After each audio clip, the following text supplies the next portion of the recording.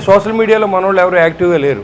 ఎందుకు లేరంటే నిరాశ నిస్పృహ ఏంటి మాకేం అవ్వలేదు, మన ప్రభుత్వం వచ్చిందంటే 151 వచ్చిన జగన్మోహన్ రెడ్డి 11 వచ్చినాయి అంటే అతను అసమర్థుడన్నా. ప్రతి ఓడు ట్రోల్ చేయడం పనికిమాలి లేదో ప్రతి దానికి ఎక్కడో మ్యాక్ అయిందంటే పవన్ కళ్యాణ్ గారు ఎందుకు వెళ్ళలేదని అడుగుతున్నారు. మ్యాక్ ఇంతే పవన్ కళ్యాణ్ ఏం వెళ్తాడు? తొరిపోయాడు ఒక ఉన్నాడు నానిగాడు ఆడక్కడ ప్రెస్ మీట్ పెట్టి వాళ్ళ ఆవిడ తీసుకెళ్తే గుండు చేయంతే ఈడికేంటి బాధ, వీళ్ళ ఆవిడ చేయించినట్టు ఫీల్ అవుతూ ఉన్నాడు. ఒంట్లో బాగోలేదంటే ఏసీలు ఉండి ప్లాన్ అంట. ఏసీలు ఉంటే మీరు ఎలా పీకుతారండి? మీరు ప్రతిదాన్ని అంబటరామ పక్కన వచ్చేస్తాడు, అతను మాడుతూ ఉంటాడు. ఈ కుక్కలన్నీ మరుగుతూ ఉంటాయి. వాటికి మనం సమాధానం చెప్పవలసిన అవసరం ఉంది. ఎవరి పార్టీని వాళ్ళు కాపాడుకునే ప్రయత్నం చేసుకోవచ్చు, కానీ ఇది కూటమి అనేది విషయాన్ని మర్చిపోవద్దని నేను అందరికీ తెలియజేస్తాను. నీకు ఎప్పుడు సీఎం అవ్వా, మరి సీఎం అవుతాను నిలబడినప్పుడు మీరు ఎందుకు ఎదవలారు ఓటు వేయలేదని అడుగుతున్నారు. ఇప్పుడు మాట్లాడి ఎదవలు ఎవరైతే ఉన్నారో మీరు ఎందుకు వేయలేదు? అప్పుడు 2019లో సింగిల్గా వెళ్ళాం కదా, అప్పుడు వేయలేదు కదా మీరు. ప్రతి అడ్డమైనోడు మాట్లాడుతున్నాడు. హాస్పిటల్కి వెళ్తే ట్రోల్ చేస్తారు, భార్యని హాస్పిటల్ తీసుకెళ్తే ట్రోల్ చేస్తారు, కొడుకుని చూస్తాకి వెళ్తే ట్రోల్ చేస్తాడు. సభ్యత నమోదు పూర్తయిన తర్వాత ఎవరైతే సాధకులు ఉన్నారో వారందరినీ కలిసి వారికి కృతజ్ఞత చెప్పే విధంగా ఏర్పాటు చేసాం. మరి దానికి 280 మంది సాధకులు రిజిస్టర్ అయితే 140 మంది కష్టపడి పనిచేశారు. దాంట్లో మాదిరెడ్డి రమేష్ గారు 1830 చేశారు. అదే మానే గణేష్ గారు 1659, శ్రీరామ్ ప్రసాద్ గారు 1004, చెరుకూరి జగదీష్ సోమశేఖర్ గారు 902, బి ముఖేష్ గారు 752, ములగాల శివ కేశవ్ 627, ఎజ్జాడ్ అనిల్ కుమార్ 601, రౌత్ సతీష్ కుమార్ గారు 594, దాస శ్రీనివాస్ గారు 513, ధన వెంకట సాయి గారు 508, కెతమైని కూడా 400, 300 ఎవరి స్థాయిలో వాళ్ళంతా బాగా చేశారు. అందరికీ ఎక్కువ చేశారనే కాదు, మీ అందరు కూడా కృతజ్ఞతలు. ఒకళ్ళ వల్ల 5 కాదు, వాళ్ళిద్దరే చేస్తేనే 27,000 అవుతుంది. వాళ్ళ ముగ్గురు 10 మంది చేస్తే, కానీ అందరూ చేశాం కాబట్టి 27,000 అయింది. ఇవాళ మరి పవన్ కళ్యాణ్ గారు ఇవాళ చూశారు తమిళనాడులో విజయ్ గారికి జనసేన పార్టీ తరఫున నేను ఆయనకు శుభాకాంక్షలు తెలియజేస్తా ఉన్నా పవన్ కళ్యాణ్ గారి తరఫున.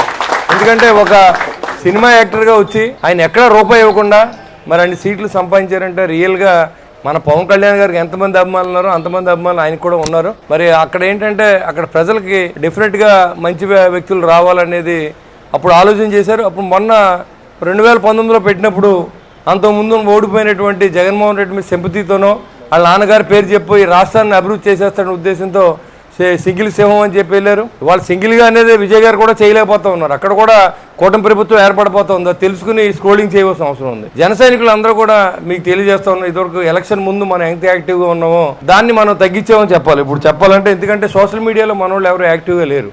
ఎందుకు లేరంటే నిరాశ నిస్పృహ ఏంటి మాకేం అవ్వలేదు, మన ప్రభుత్వం వచ్చిందంటే మన ప్రభుత్వం వచ్చిన కూటమి ప్రభుత్వం వచ్చింది. నేను కూటమి ఎమ్మెల్యేగా ఉన్నాను.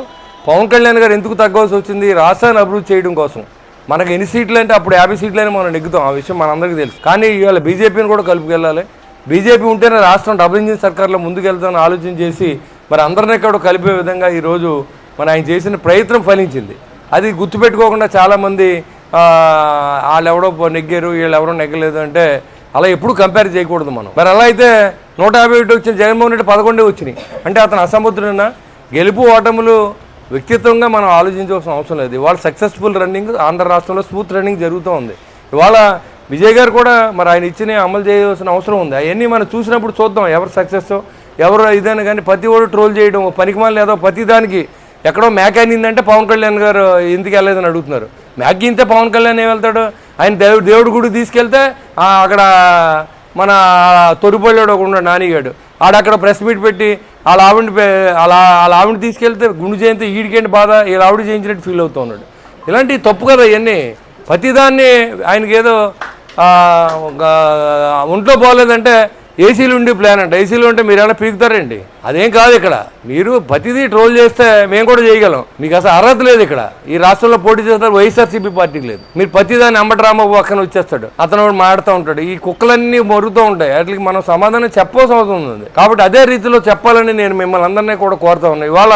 ఇవాళ ఎవరైతే ఎక్కువ సర్వీస్ చేశారో వాళ్ళందరినీ కూడా ఇవాళ చిన్న సత్కారం చేయాలని నేను పిలిచాను అంతే. పార్టీకి సభ్యత్వం అనేది పక్కన పెడితే ఇవాళ మొదటి నుంచి ఇవాళ 2019 నుంచి 24 దాకా నాతో పాటు ఇటు వీరమహిళలు కానీ అటు జనసైనికులు కానీ గెలుస్తామో లేదో తెలియని పరిస్థితుల్లో నన్ను మరి గెలిపించడానికి మీరందరూ చేసిన సహాయం నేను ఎప్పుడు మర్చిపోను.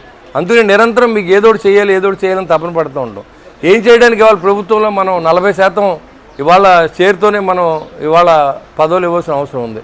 10% బీజేపీకి 50% తెలుగుదేశానికి ఇస్తే మనం 40% మిగిలింది. చాలామంది మనం చేయలేకపోతున్నాం. వాళ్ళ బిల్లులు కాంట్రాక్టులు ఎవరికైనా ఇచ్చామనుకోండి, అది బిల్లులు రాని పరిస్థితి. కాంట్రాక్టులు ఎన్నైనా చేసుకోవచ్చు, మన దగ్గర ఉన్నాయి. కానీ ఏంటంటే ఎవరైనా చేసి ఇబ్బంది పడకుండా మీరందరూ ఎవరన్నా కావాలంటే ఏ సహాయం ఉన్నా చేయడానికి సిద్ధంగా ఉన్నాం. మన చేతిలో ఉన్నది నో అనే సమస్య లేదు. కూటమి తరపున ఎవరు వచ్చినా జన సైనికులు ఎలాగా చేస్తాం, వాళ్ళతో పాటు బీజేపీ కానీ తెలుగుదేశం కానీ అందరినీ కూడా మనం కలుపుకుని వెళ్ళాల్సిన బాధ్యత ఉంది. ఎక్కడ కూడా వాళ్ళతో మనం పోటీ పడవలసిన అవసరం లేదు. ఎవరి పార్టీని వాళ్ళు కాపాడుకునే ప్రయత్నం చేసుకోవచ్చు. కానీ ఇది కూటమి అనేది విషయాన్ని మర్చిపోవద్దని నేను అందరికీ తెలియజేస్తాను. ఈ కూటమిలో పవన్ కళ్యాణ్ గారి ఆలోచన ఒకటే ఉంది. ఇంకో 10 సంవత్సరాలు ఈ రాష్ట్రాన్ని కలిసి నడిస్తేనే కానీ రాష్ట్రం అభివృద్ధి చెందదు. గడిచిన 5 సంవత్సరాల్లో తీవ్ర నష్టం జరిగిందని చెప్పి మరి అందరి అభిప్రాయాన్ని ఆయన ప్రజలు వ్యక్తపరిచి మరి ఆయన చెప్తూ ఉంటే నీకు ఎప్పుడు సీఎం అవ్వా, మరి సీఎం అవుతాను నిలబడినప్పుడు మీరు ఎందుకు ఎదవలారు ఓటు వేయలేదని అడుగుతున్నా. మీరు ఇప్పుడు మాట్లాడి ఎదవలు ఎవరైతే ఉన్నారో మీరు ఎందుకు వేయలేదు? అప్పుడు 2019లో సింగిల్గా వెళ్ళాం కదా, అప్పుడు వేయలేదు కదా మీరు. కాబట్టి రాజకీయాలని మారుతూ ఉంటాయి. ప్రజల ఆకాంక్ష మీద పనిచేయాల్సిన అవసరం ఉంటుంది. నా ఇష్టం వచ్చినట్టే ఇంప్లిమెంట్ చేయాలనే మూర్ఖత్వంగా మనం పనిచేయకూడదు. కాబట్టి ఇలాంటివన్నీ కూడా మనం ఆలోచన చేసి మన నాయకుడి మీద ట్రోల్ చేసినప్పుడు కనీసం రెస్పాండ్ అవ్వండి. ప్రతి అడ్డమైనోడు మాట్లాడుతున్నాడు. హాస్పిటల్కి వెళ్తే ట్రోల్ చేస్తారు, భార్యని హాస్పిటల్ తీసుకెళ్తే ట్రోల్ చేస్తారు, కొడుకుని చూస్తాకి వెళ్తే ట్రోల్ చేస్తాడు. కానీ ఇది మంచి పద్ధతి కాదు. పవన్ కళ్యాణ్ గారి గురించి ఇంకా చెప్పుతో కొట్టి సమాధానాలు మీరు అందరూ చెప్పాలండి నేను మిమ్మల్ని కోరుకుంటా ఉన్నాను. ఎందుకంటే యాక్టివ్గా ఉండండి. ఇవాళ యాక్టివ్గా ఉండండి. ఖచ్చితంగా మిమ్మల్ని పార్టీ గుర్తిస్తుంది. ఇవాళ నేను కాదు, ఎవరు కూటమి తరపున నిలబడినా తాడేపూడిలో మీరు ఇంట్లో పడుకుంటే నెగ్గే విధంగా కాన్స్టిట్యూన్సీ తయారు చేస్తాం. దాంట్లో ఎలాంటి అనుమానం లేదు. ఎవరు నెక్స్ట్ అనేది ఎవరనేది భగవంతుడు తేల్చాల్సిన అవసరం ఉంది. ఖచ్చితంగా మరి మనకి ఏదైతే పవన్ కళ్యాణ్ నమ్మి మనం ఎమ్మెల్యే సీట్ ఇచ్చారు, ప్రతి కార్యకర్తకి నేను రుణపడి ఉన్నాను. ఇవాళ 2 చనిపోయారు, సభ్యత్వం చేసుకున్నారు. కానీ వాళ్ళకి న్యాచురల్ డెత్, యాక్సిడెంటల్ డెత్కి ఇన్సూరెన్స్ ఉంది. వాళ్ళిద్దరు కూడా ఒకటి 32వ వార్డు, ఒకటి 24వ వార్డు అని కాశీ గారు చెప్పడం జరిగింది. వాళ్ళిద్దరికి కూడా రేపు ఎల్లుండో మనం వచ్చిన తర్వాత వాళ్ళ కుటుంబానికి 55,000 రూపాయల సాయం అందించమని చెప్పి కూడా మా అబ్బాయి చెప్పాం. మాకు తోచినంత వరకు మేము చేస్తూనే ఉంటాం. అది ఎంతైనా అవునే ఉండే. మమ్మల్ని నమ్మి పనిచేసిన ప్రతి వ్యక్తిని ఆదుకోవాలన్న ఆలోచనలో పవన్ కళ్యాణ్ గారి కోరిక మేరకు మనం పనిచేస్తాం. జన సైనికులు కానీ వీర మహిళలు కానీ అలాగే కూటమి నాయకులు కానీ ఎలాంటి ఇబ్బంది లేకుండా చేసే శక్తి భగవంతుని వాళ్ళు నిరంతరం నేను కోరుకుంటామని తాడేపూడి పట్టణ ప్రజలు కానీ కాన్స్టిట్యున్సీ ప్రజలు కానీ మనం నమ్మి ఓటేశారు. మన కూటమికి ఖచ్చితంగా అన్ని పనులు చేసే మనం వెళ్తాం. ఎలాంటి ఇబ్బంది లేదు. మన కార్యకర్తలందరూ యాక్టివ్గా ఉండండి. ఖచ్చితంగా మనందరూ కూడా ప్రజాసేవ కోసం మనం ముందుండాలని కోరుకుంటూ మరి ఇంక ఇప్పటికే కాలాతీతం అయింది. ఇంకా ఎంపీ గారు వస్తున్నారు. నేను తోడవరం గ్రామానికి వెళ్ళవలసి ఉంది. కాబట్టి ఎవరైతే బాగా సర్వీస్ చేసిన మానే గణేష్ గారు బాగా యాక్టివ్గా పనిచేశారు ముందు, అదేవిధంగా మాదిరెడ్డి రమేష్ గారు కూడా తర్వాత స్పీడ్ చేసి ఆయన కూడా 1830 మొదటి స్థానంలో ఆయన అత్యుత్తమంగా ఎక్కువ చేయించినందుకు ఆయన కూడా నా కృతజ్ఞతలు. ఆయనకి జనసేన పార్టీ తరఫున నేను ఒక మోటార్ సైకిల్ని ప్రజెంట్ చేసి తెలుసుకున్నాను. అదేవిధంగా మానే గణేష్ గారు కూడా ముందు నుంచి ఉన్నారు కాబట్టి ఆయన కూడా ఒక మోటార్ సైకిల్. అదేవిధంగా యనమండుగురు ఎవరైతే 500 దాటిన వాళ్ళందరూ కూడా సెల్ ఫోన్లు ఇస్తారో అవన్నీ మీరు పవన్ కళ్యాణ్ గారు ఇచ్చినట్టే భావించి జనసేన పార్టీ తరఫున మాకు తోచింది మిమ్మల్ని అందరినీ ఎప్పుడూ ఆదుకుంటూనే ఉంటాం నిరంతరం.